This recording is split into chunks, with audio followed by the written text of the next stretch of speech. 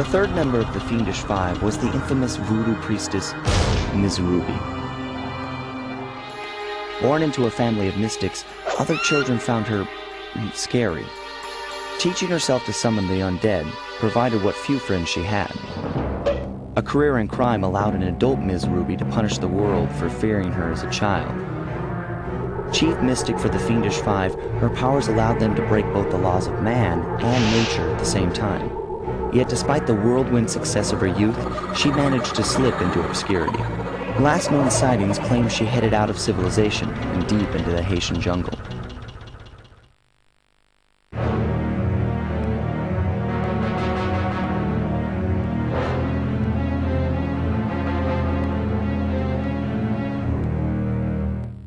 Greetings, I'm Solidus-Skully and welcome back to some more Sly Raccoon action, and today we're getting into our third hub world of the game, Ms. Ruby. Yeah, and as you can tell, things are about to get a little bit more spooky around here. Yeah, depending on who you ask, they'll say that this is either the worst hub world in the game, or the second worst. Well, again, it's kind of debatable. For me, I was initially part of the group that didn't really like Ms. Ruby's world, but I think it has grown on me over the years, mostly because of the horror theme that's going on, and, well, also for some other reasons, like the music, for example. And despite having a few problems with it, I'd honestly say this is honestly a hub world I really came to enjoy. But again, that's something that we'll probably get into as we get into the levels themselves. Although, it does kind of exemplify the problem that I had with the minigames. Well, insofar as far as how it is in Sly Raccoon specifically, although, you know, as I have alluded to earlier, it is part of my problems with the later Sly games, but that's neither here nor there in this case. Anyway, as Bentley was talking about there, the move that we got from Sly's ancestor, the cowboy one, I forgot what the fuck his name was. Damn, what was it again? It was like... oh, damn, it was on the tip of my tongue, and it was one of the more... the one that appeared in Sly 4, actually. It was a Wild West cowboy thingamafucker. Oh, anyway, basically what it means is that we can do the whole grinding thing, which works...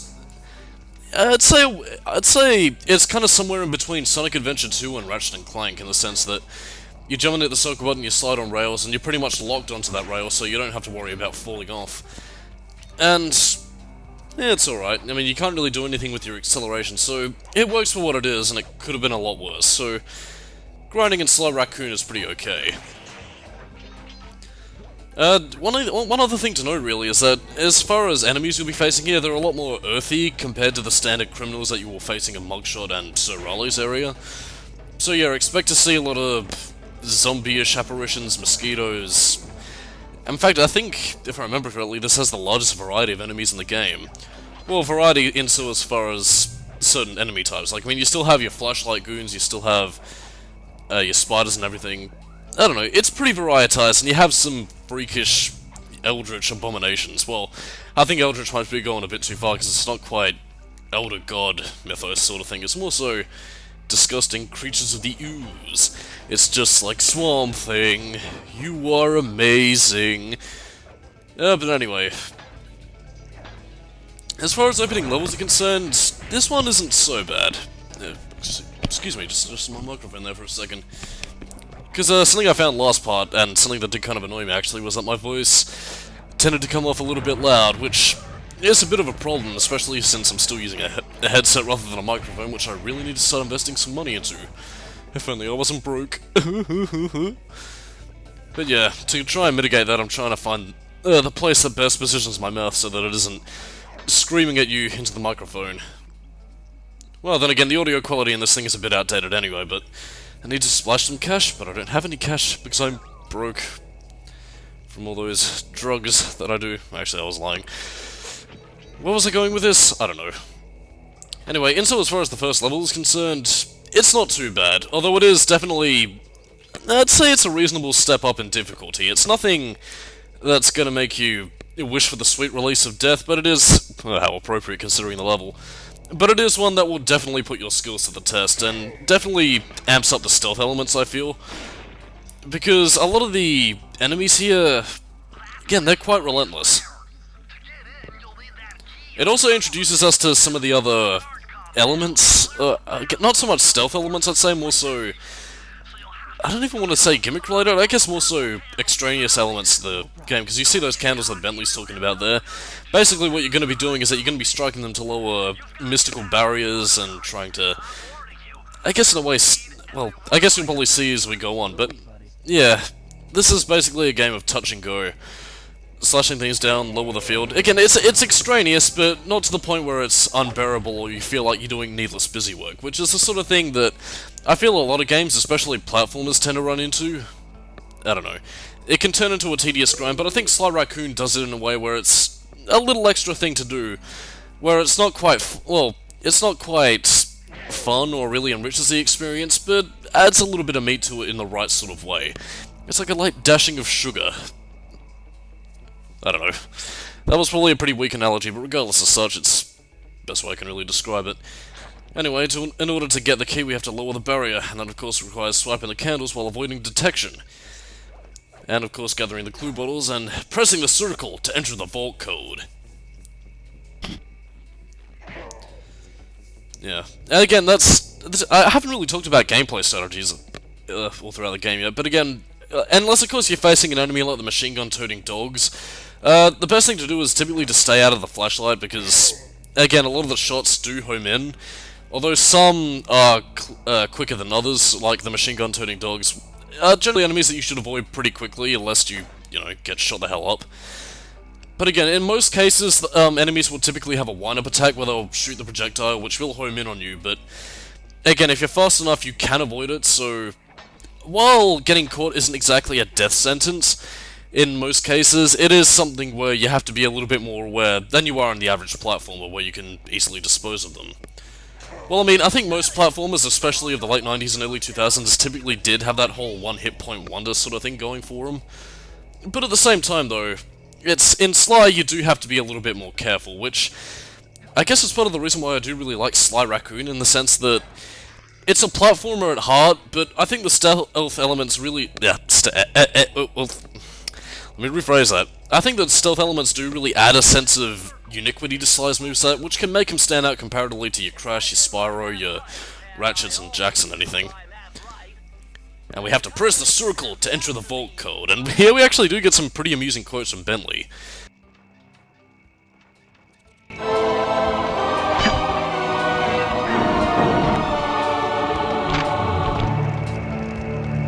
Electrified!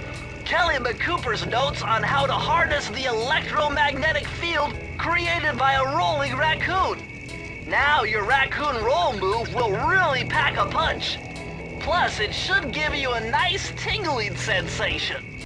As I believe I mentioned before, this is pretty much the second tier of upgrades that you can get for certain moves in the game. We kind of already got one before in Sir Raleigh's area, where we had the dive attack for the cane dive move, where you could jump up and do down.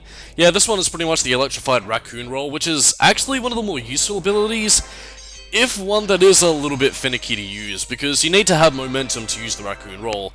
And likewise, you also need to have momentum so you can use the electric barrier, which doesn't protect you from anything, but is more so used as a bit of an attack. But the problem with that is that it's not quite the same as, say for example, Sonic's rolling attack, where you can pretty much be guaranteed to hit any sort of enemy. The rolling raccoon roll requires you to have some sort of momentum going about you, so yeah, you kind of have to be on the ball a little bit.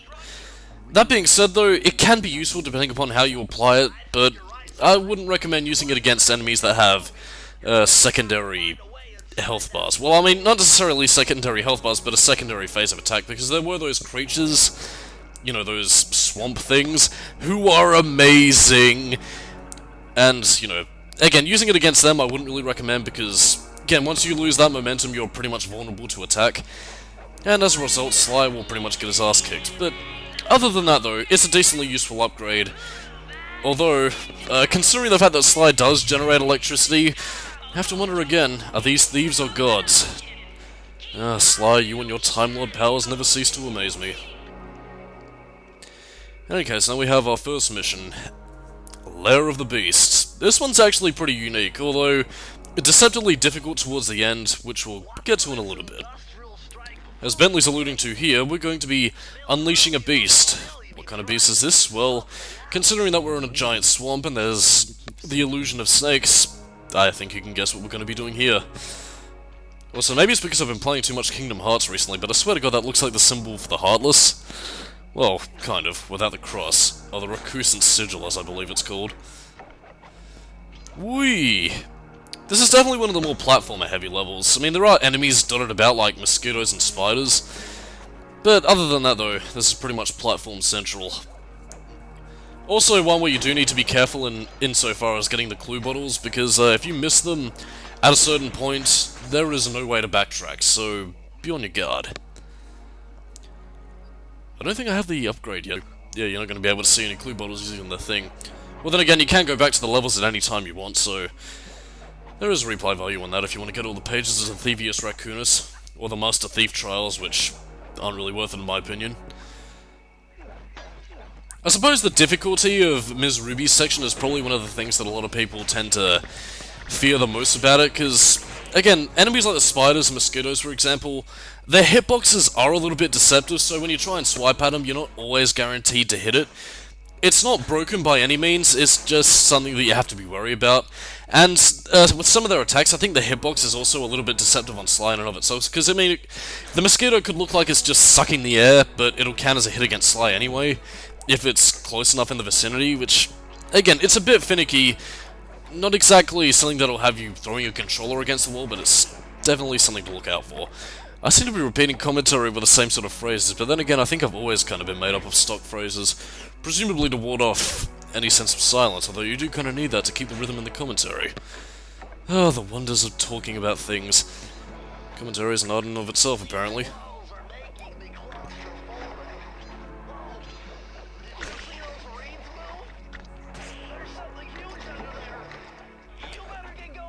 I don't really know what they're even trying to play out the mystery. I mean, this is called the Lair of the Beast, and I believe even the level itself has an actual picture of the beast displayed for everybody to see, so I don't really know why they're playing up the mystery.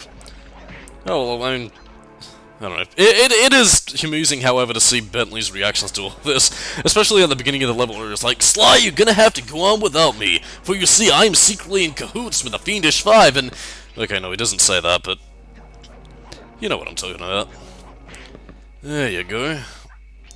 This will be a level that I do expect a lot of first-time players to get game overs in, but aside from that though, it's not ball-bustingly difficult, it's just something that I think, well, depending on the certain levels, I think might have players looking an eye, but that being said though, just look at this beautiful-looking level. The foggy ambience, the flames, they're just... I wouldn't even really call this gothic, I'd just say it's... Well, I mean, gothic in a certain sense, because, you know, you do have typical skulls and, you know, ghosts and everything around here, but it's just a beautiful level to look at, and such a brilliant contrast against Mugshot's more grungier urban level. And that's one of the things that I love about Sly Raccoon, is just its sense of...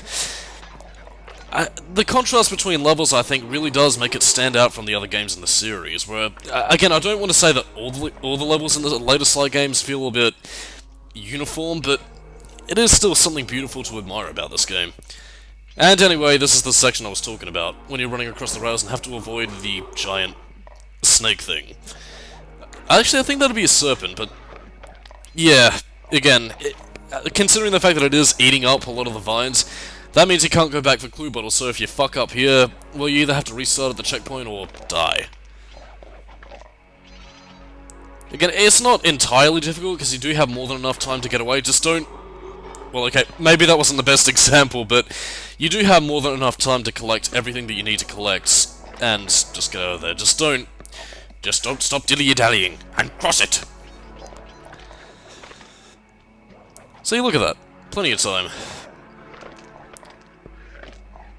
I suppose something else I could probably mention about the game in and of itself, Isaac. This level, and I guess part of the reason why I love it as well, is the fact that this place has beautiful music. Especially the overworld theme, it just has this beautiful ambience about it. And I can't get enough of it, because now we have to press the circle to enter the vault code. Just as soon as you're done listening to the music, Sly. See, I really love the quotes that Bentley has here. It's always amusing to hear him talk about personal demons in hell.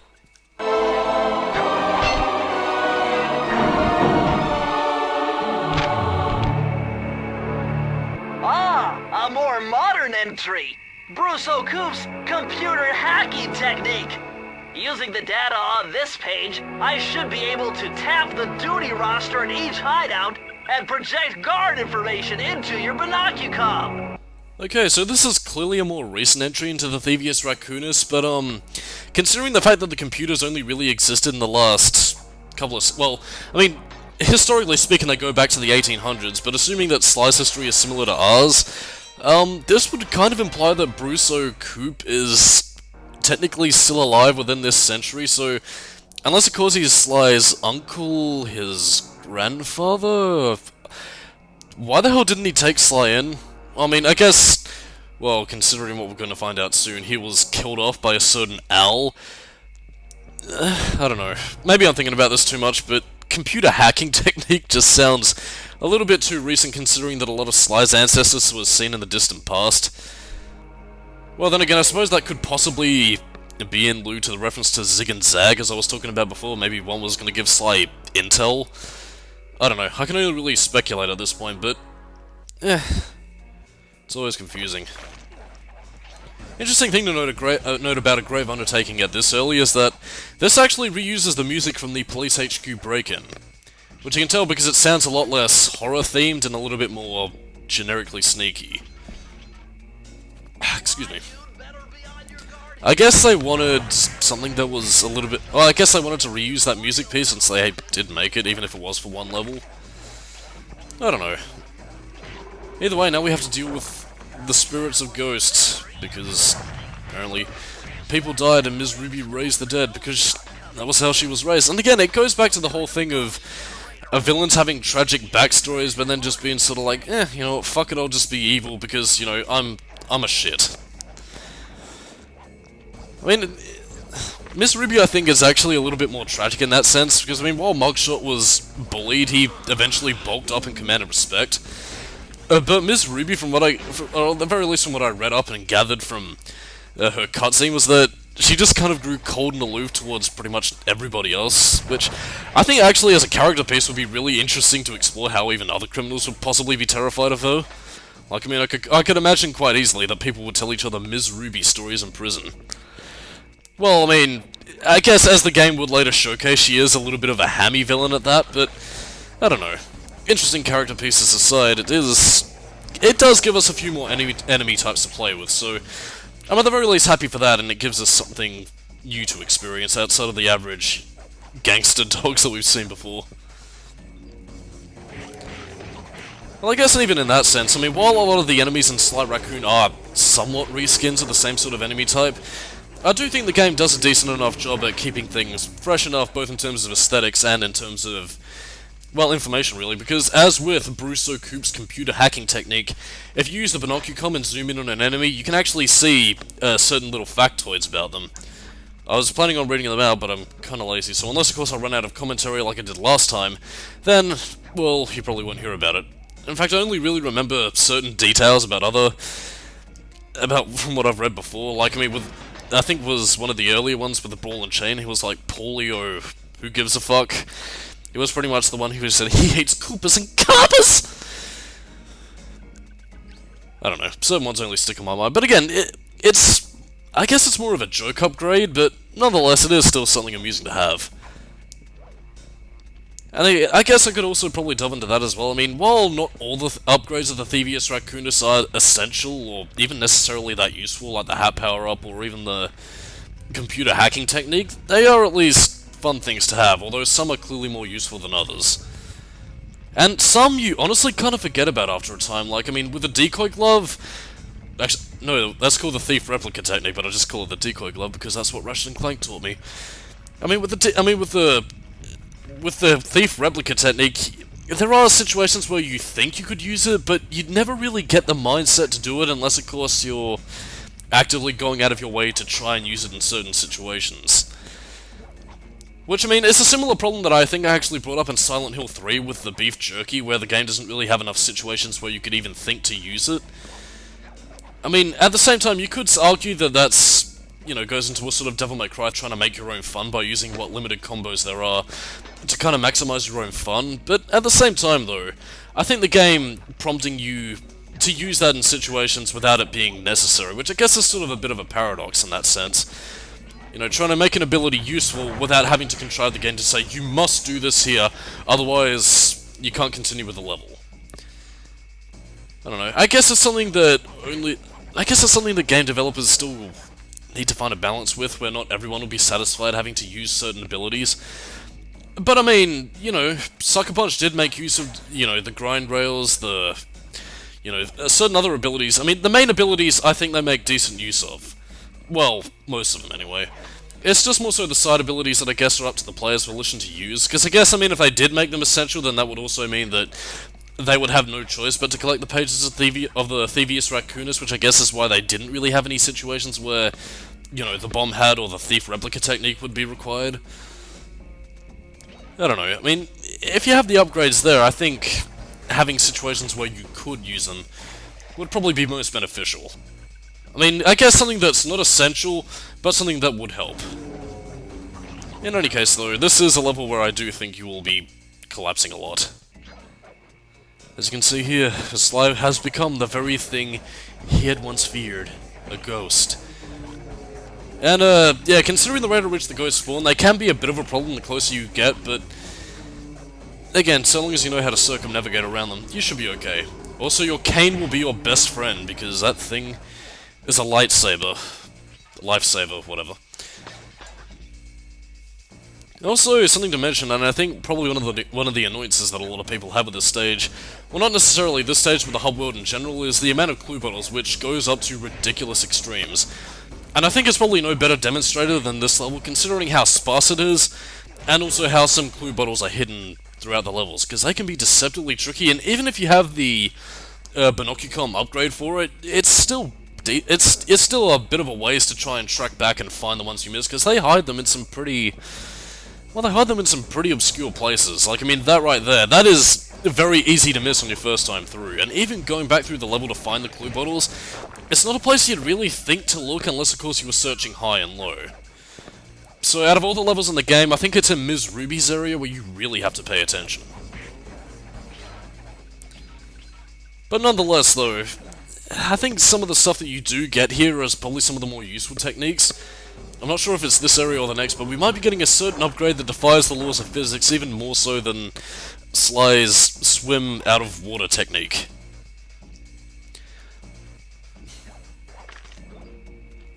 Other than that, though, I think a Grave Undertaking is at least a decent level. Haven't collected all the clue bottles yet, but luckily the last four are here.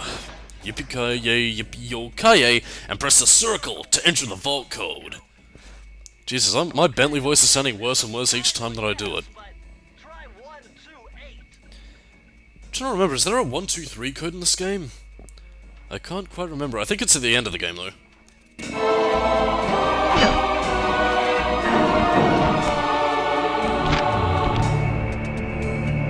These are the blueprints to Miss Ruby's production facility.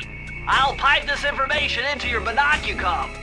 Use it to find breakables and clues nearby. Okay, so now we have the blueprints, which you can then use to collect all the blueprints in this level, which is too sparse and big, so you probably wouldn't have gotten to it anyway, unless of course you had tried. Well, actually, now that I think about it, I don't think the Thievius Raccoonus pages are set to specific vaults, but rather appear in the order that you get them in, because, I mean, you can get... say, for example, that you didn't bother to get any. If you tried to get all the clue bottles in this level first, then you would get the dive move, and then I think you would then get the rolling raccoon roll, if you got in, say, like, Mugshots area, if you went back to do that. So, yeah, the clues aren't fixed to a specific vault, it's more so the order that you do them in depends on what power you'll get. But rest assured, you'll always get the dive move power up first, you'll always get the rolling raccoon roll second. You know, bada bing, you do the thing, it's all done in sequential order, rather than the specific vault. Jesus Christ. Oh! Yeah, see, that's what I mean by you have to be careful. According to the Binocucom, that guard enjoys golf. I think his name was Voodooius Stickius, or I think that might have been the creature description. Oh well, now we get to the negative aspect that a lot of people, I think, have with this game. Well, not necessarily, well, kind of with this game. Mostly with this area in particular. Now, because Bentley made a deal with the powers that be, we have to get into the swamp skiff, which is actually one of the more fun minigames to do in the game. Well, not this one specifically, but running around in the swamp skiff is actually pretty fun. The problem, however, you see those piranhas over there? Well, basically because Bentley believes in murdering your enemies until they're nothing but a fine paste in your fuel tank. Well, basically what this means is that we have to run over these piranhas and use them as flame fuel. And basically what we're going to be doing is lighting these torches and making sure that Bentley appeases the souls that be. The problem is, you can only hold 5 piranhas and you don't really have the time to stop and collect them all, so yeah, it's pretty much a stop and go, stop and go, stop and go until you light all the tiki torches. Now, that doesn't sound so bad when I describe it like that, but the thing of it is, now that you have a time limit, the time limit is incredibly bloody strict, where even if you stop for like, I guess maybe up to 2 to 5 seconds, yeah, you're pretty much not winning this level. It is incredibly tight, so best advice I can really recommend to you is that you stop and go, stop and go, stop and go, yippee-yo-ki-yay. Again, it's mostly the time limit that I think will probably be your biggest bane. Well, that and the fish, that if they scatter... I don't want to say it's entirely dependent upon where the fish are at the time, because they will scamper around depending upon where Sly is in relation to them. It's just something where tension will run high, and if you have a high blood pressure, you'll most likely die. But regardless of such, though, not necessarily a bad level, but it's one that I do think will cause a bit of frustration on your first few times through.